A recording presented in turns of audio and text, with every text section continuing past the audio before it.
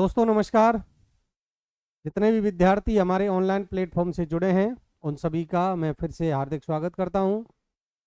जैसा कि दोस्तों आपको पता है, मूल अधिकारों की क्लासेज 4 कंप्लीट हो चुकी हैं, जिनमें हमने समानता का अधिकार, स्वतंत्रता का अधिकार और शोषण के विरुद्ध अधिकार, धार्मिक स्वतंत्रता का अधिकार, इन 4 मूल अधिकारों को हमने अच्छे से पढ़ लिया है। आज की जो क्लास है उसमें हम पढ़ेंगे दोस्तों शिक्षा एवं संस्कृति का अधिकार। भारतीय संविधान के अनुच्छेद 29 से लेकर 30 ये 2 आर्टिकल्स हैं जिनमें शिक्षा एवं संस्कृति का अधिकार का वर्णन है। तो चलते हैं दोस्तों आज की क्लास में। आज की क्लास स्टार्ट करने से पहले थोड़ा सा रिवीजन कर लिया जाए। पिछली क्लासेस से भी कनेक्ट हो जाएंगे और अब तक के जो आर्टिकल्स हमने पढ़े हैं उन सारे आर्टिकल्स का रिवीजन भी हो जाएगा। चलते हैं दोस्तों क्लास की ओर। जैसा कि आपको पता है कि कितने मूल अधिकार हैं भारतीय संविधान में, तो अगर मूल संविधान की बात करूं, इसकी मूल संविधान की, तो मूल संविधान में 7 मूल अधिकार थे। कितने थे दोस्तों? 7। तो वर्तमान में दोस्तों 6 मूल अधिकार हैं। क्लियर है? समानता का अधिकार अनुच्छेद 14 से लेकर 18 में वर्णन है। स्वतंत्रता का अधिकार अनुच्छेद 19 से लेकर, शोषण के विरुद्ध अधिकार अनुच्छेद 23 से 24। बात करें धार्मिक स्वतंत्रता के अधिकार की 25 से लेकर 28। शिक्षा एवं संस्कृति का अधिकार 29 से 30 और संवैधानिक उपचारों का अधिकार अनुच्छेद 32 में। ये मूल अधिकार हैं जो वर्तमान संविधान में है 6। इनमें से एक मूल अधिकार आप देखो, तो एक मूल अधिकार कौन सा समाप्त कर दिया गया है, वो है अनुच्छेद 31 में वर्णित संपत्ति का अधिकार। कौन सा है दोस्तों? अनुच्छेद 31 में एक अधिकार था, वो था संपत्ति का अधिकार। कौन सा था? एक मिनट। अनुच्छेद 31 में संपत्ति का अधिकार, यही था। इसको 44वां संशोधन होगा, 44वां संविधान संशोधन 1978, है ना? इसके द्वारा जो 31 आर्टिकल अनुच्छेद 31 था उसको हटा दिया गया और वर्तमान में मौलिक अधिकारों की संख्या कितनी रह गई है दोस्तों? 6। ये 7वां मूल अधिकार था जिसको हटा दिया गया है। इसको कानूनी अधिकार, किसकी श्रेणी में? यह मात्र एक कानूनी अधिकार है और हम की और कानूनी और मौलिक अधिकारों में आपको मात्र एक अंतर है कि कानूनी अधिकारों को आपसे छीना जा सकता है, लेकिन मौलिक अधिकार जन्मजात नैसर्गिक होते हैं, इनको आपसे छीना नहीं जा सकता। ये सब पिछली क्लास में हम पढ़ चुके हैं। अगर इसकी बात करें तो सुमेलित करने वाला बहुत अच्छा प्रश्न यहां से बन सकता है ना? ये आपको याद रखने एक एक आर्टिकल्स, समानता का अधिकार का वर्णन कौन से आर्टिकल्स में है, तो यहां से सुमेलित करने वाला एक बहुत अच्छा प्रश्न बन सकता है। तो क्लियर है दोस्तों? अब बात करें एक एक आर्टिकल्स की। डिटेल में तो नहीं जाएंगे, लेकिन अनुच्छेद जो 14 है इसमें दोस्तों क्या है? विधि के समक्ष समता। क्यों? एक रिवीजन है और रिवीजन के साथ हम इस क्लास में 29 और 30 जो आर्टिकल्स हैं उनको डिटेल्स में पढ़ेंगे और साथ में करेंगे। अनुच्छेद 15 की बात करें तो 5 आधार हैं। एक धर्म है,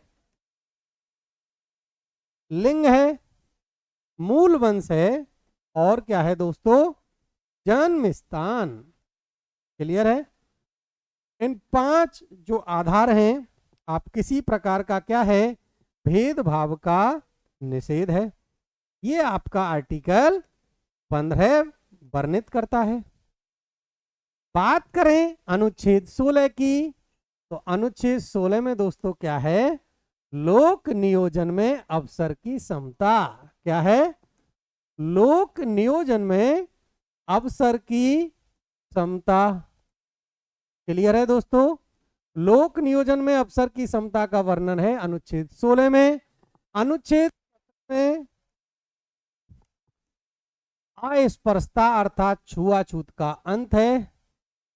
अस्पृश्यता और छुआछूत का अंत है ना। अनुच्छेद 18 में क्या है? अनुच्छेद 18 में किया गया है दोस्तों उपाधियों का अंत। उपाधियों का अंत। अनुच्छेद 19 में प्रकार की स्वतंत्रताएं नहीं है, तो अनुच्छेद 19 में है स्वतंत्रता का अधिकार, जिसमें कितनी प्रकार की? में 6 प्रकार की स्वतंत्रताएं वर्णित हैं। अनुच्छेद जो 20 है दोस्तों, इसमें है दो सिद्धि के संबंध में संरक्षण, है ना। दो सिद्धि के संबंध में संरक्षण प्रदान किया गया है। अनुच्छेद 21 की बात करें तो अनुच्छेद में प्राण एवं दैहिक स्वतंत्रता का वर्णन है भारतीय संविधान में। जीवन जीने का अधिकार अनुच्छेद 21 में वर्णित है। ये हो गए आपके आर्टिकल्स 21। अनुच्छेद 22,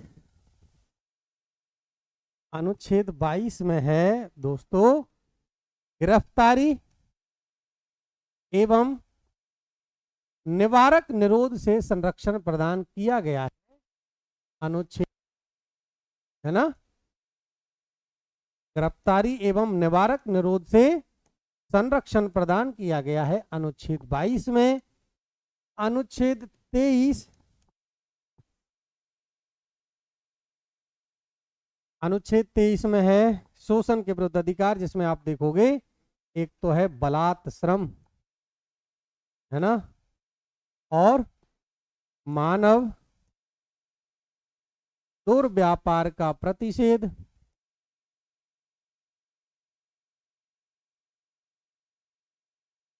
अनुच्छेद 24 14 वर्ष से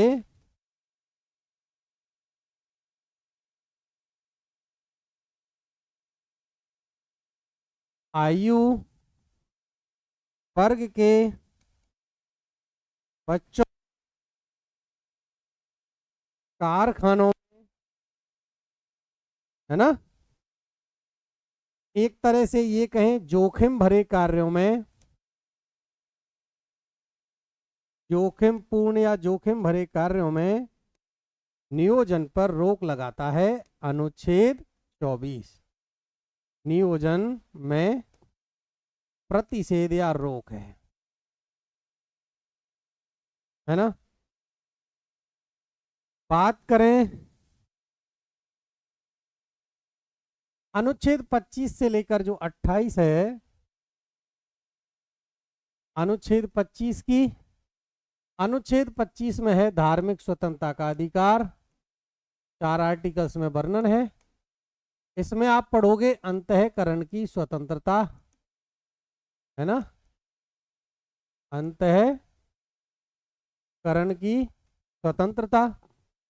अनुच्छेद 26,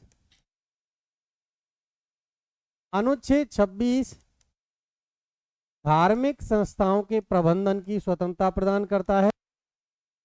धार्मिक संस्थाओं के प्रबंधन की स्वतंत्रता प्रदान करता है। अनुच्छेद 27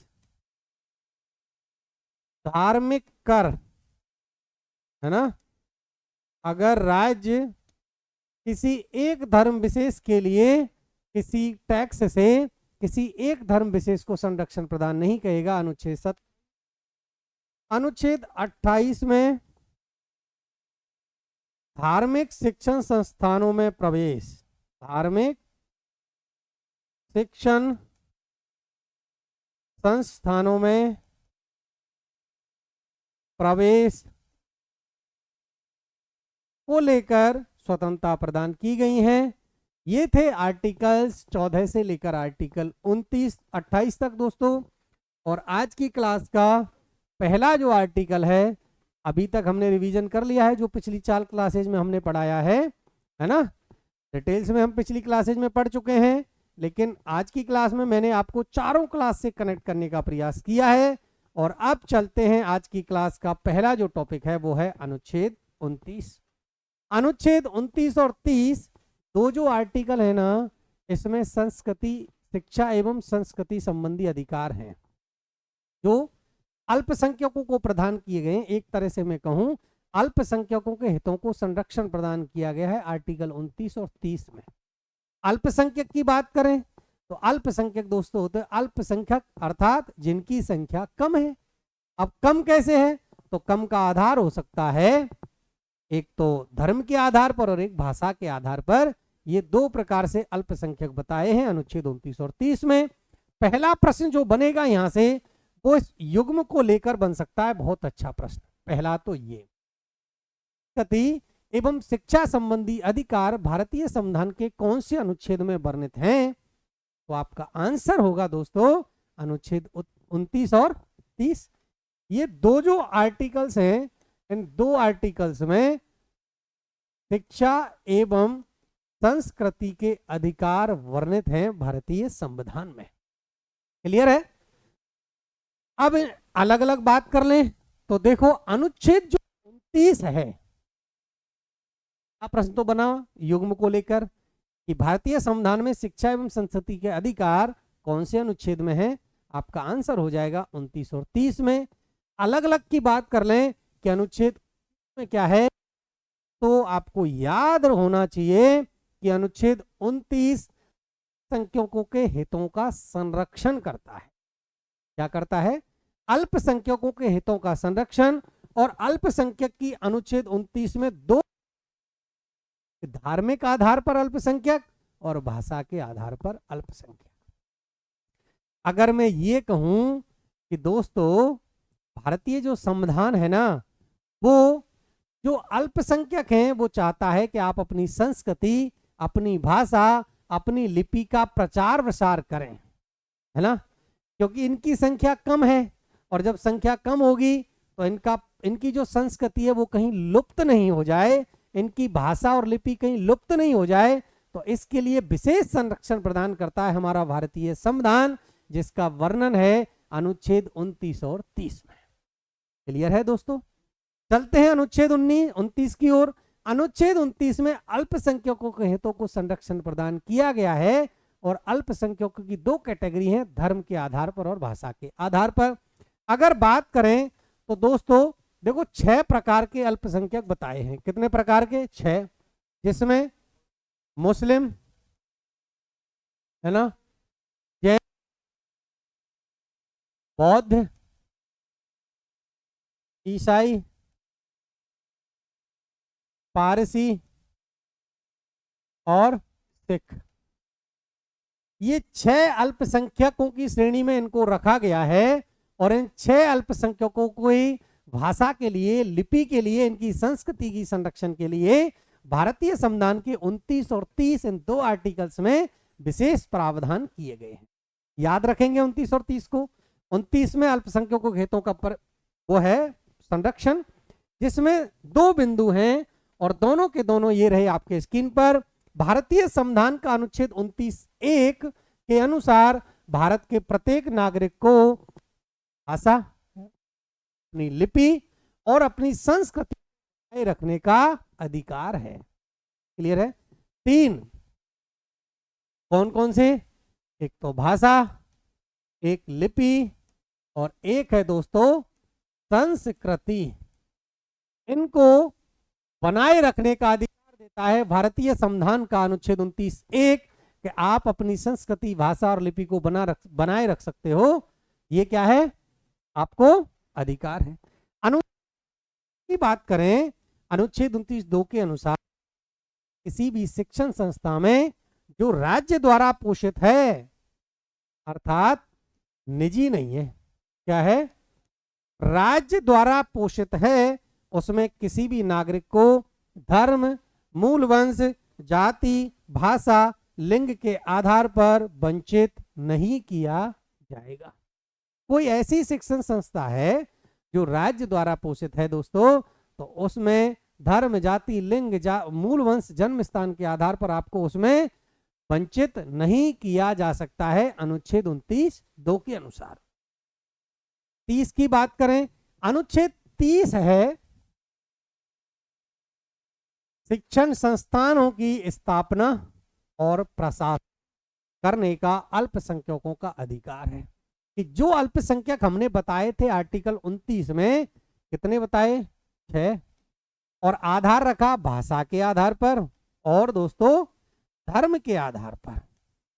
इन 2 आधारों पर हमने अल्पसंख्यकों की कैटेगरी बनाई और इन अल्पसंख्यकों को अधिकार प्रदान किया गया है कि आप अपने धर्म के अकॉर्डिंग क्या कर सकते हो, अपनी भाषा के अकॉर्डिंग शिक्षण संस्थानों की स्थापना कर सकते हो और उनका मैनेजमेंट अर्थात प्रबंधन भी कर सकते हो। भारतीय संविधान का अनुच्छेद 30 वर्णन करता है।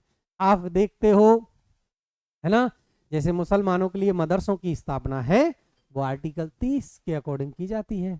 वो स्पेशल रूप से अपने धर्म के मतलब अपना जो धर्म है उन धार्मिक संस्थाओं की स्थापना करने का जो प्रावधान है वो भारतीय संविधान के अनुच्छेद 30 में बने थे, है ना। अनुच्छेद 30 में एक तो शिक्षण संस्थानों की स्थापना और साथ में है दोस्तों उनका मैनेजमेंट अर्थात प्रबंधन भी करने की स्वतंत्रता प्रदान करता है भारतीय संविधान का अनुच्छेद 30। इसमें भी 2 प्रावधान है। अनुच्छेद 30(1) के अनुसार भाषा, बार बार बताता आ रहा हूं कि जो अल्पसंख्यक है ना, उन अल्पसंख्यकों को मानने का आधार ही 2 है, धर्म के आधार पर और भाषा के आधार पर। इन अल्पसंख्यक वर्गों को अपनी रुचि के अनुसार शिक्षण संस्थानों की स्थापना कर सकते हैं एवं उनका प्रशासन करने का भी अधिकार प्रदान करता है भारतीय संविधान का अनुच्छेद 30। समझ में आ रहा है? दोबारा बता दूं, भारतीय संविधान का अनुच्छेद जो 30 है वो धर्म के आधार पर शिक्षण संस्थानों की स्थापना, उनका प्रबंधन करने का अधिकार प्रदान करता है भारतीय संविधान का अनुच्छेद 30। अब आप अपनी भाषा, अपनी लिपि, अपनी संस्कृति को जीवंत रखना चाहते हो तो आप अपनी धर्म के अकॉर्डिंग भाषा के लिए, अपनी संस्कृति के बचाने के लिए आप शिक्षण संस्थानों की स्थापना कर सकते हो और उनका प्रबंधन भी कर सकते हो। अनुच्छेद जो 30 है धर्म और भाषा के आधार पर शिक्षण संस्थाओं की सहायता देने में नहीं कर सकता है। राज्य की भी नैतिक जिम्मेदारी है कि ऐसा नहीं कि एक विशेष धर्म को संरक्षण प्रदान किया जाए और दूसरे जो धर्म है उसको नहीं किया जाए। तो दोस्तों जैसा कि आपने आर्टिकल 27 भी देखा था और 27 में प्रावधान मिलता है कि राज्य किसी एक विशेष धर्म को संरक्षण प्रदान करने के लिए जो टैक्सेज है, कर है, उसका उपयोग नहीं कर सकता है। यहाँ पर भी उससे मिलती जुलती ही बात आपको देखने को मिलेगी। कहने का तात्पर्य है कि राज्य क्या करेगा? सर्वधर्म समभाव। क्या करेगा? सर्वधर्म समभाव की नीति को अपनाएगा, किसी एक धर्म को विशेष संरक्षण प्रदान नहीं करेगा आर्टिकल 30(2) के अनुसार। एक बार रिवीजन कर लें दोस्तों। अनुच्छेद संस्कृति और शिक्षा संबंधी अधिकार भारतीय संविधान के अनुच्छेद 29 और 30 में है। अनुच्छेद 29 की बात करें तो अनुच्छेद 29 जो है वो अल्पसंख्यकों के हितों को संरक्षण प्रदान करता है। बात करें अल्पसंख्यक किस आधार पर माने गए हैं तो 2 आधार पर माने गए, भाषा के आधार पर और धर्म के आधार पर। एक्चुअल में ये अल्पसंख्यक के हितों का संरक्षण कैसे होगा तो दोस्तों ये अपनी भाषा, अपनी लिपि और संस्कृति को जीवित रखने के लिए क्या करेंगे? शिक्षण संस्थानों की स्थापना कर सकते हैं अपने हितों का संरक्षण करने के लिए। ये कहता है अनुच्छेद 29(1) के अनुसार भारत का प्रत्येक नागरिक को अपनी भाषा, लिपि, संस्कृति को जीवित रखने का, बचाए रखने का अधिकार प्रदान करता है। अनुच्छेद 29(2) के अनुसार ऐसी कोई भी शिक्षण संस्था जो राज्य द्वारा पोषित है उसमें धर्म के आधार पर, जाति के आधार पर, लिंग के आधार पर, मूल वंश के आधार पर, जन्म स्थान के आधार पर भेदभाव नहीं होगा। अनुच्छेद 30 धार्मिक शिक्षण संस्थानों की स्थापना और उनके प्रबंधन का अधिकार प्रदान करता है। अनुच्छेद 30(1) में वर्णित है दोस्तों कि धर्म और भाषा पर आधारित जो अल्पसंख्यक वर्ग हैं वो अपनी रुचि के अनुसार शिक्षण संस्थानों की स्थापना कर सकते हैं, उनका प्रबंधन भी कर सकते हैं। अनुच्छेद 30(2) के अनुसार राज्य धर्म या भाषा के आधार पर शिक्षण संस्थाओं की सहायता देने में किसी भी प्रकार का भेदभाव नहीं करेगा। दोस्तों आज की क्लास में शिक्षा एवं संस्कृति के अधिकारों को लेकर ये हमारी क्लास थी। भारतीय संविधान के भाग 3 में वर्णित मौलिक अधिकारों में ये 5 मौलिक अधिकार हम कंप्लीट कर चुके हैं और भारतीय संविधान का अंतिम मौलिक अधिकार जो एक बहुत महत्वपूर्ण है, जिसको डॉक्टर भीमराव अंबेडकर ने भारतीय संविधान की आत्मा की संज्ञा दी है, उसको हम कल की क्लास में पढ़ेंगे। तब तक के लिए आपसे बार बार यही कहा जा रहा है कि आप हमारी वीडियो को अधिक से अधिक संख्या में अपने फ्रेंड्स के साथ शेयर करें और हमारी वीडियो को अंत तक देखें। ऐसा इंडियन कॉन्स्टिट्यूशन एंड पॉलिटी से कोई भी टॉपिक रहने वाला नहीं है जो आपको इस चैनल पर कवर नहीं कराया जाएगा। मिलते हैं नेक्स्ट क्लास में। आपके लिए बहुत बहुत धन्यवाद।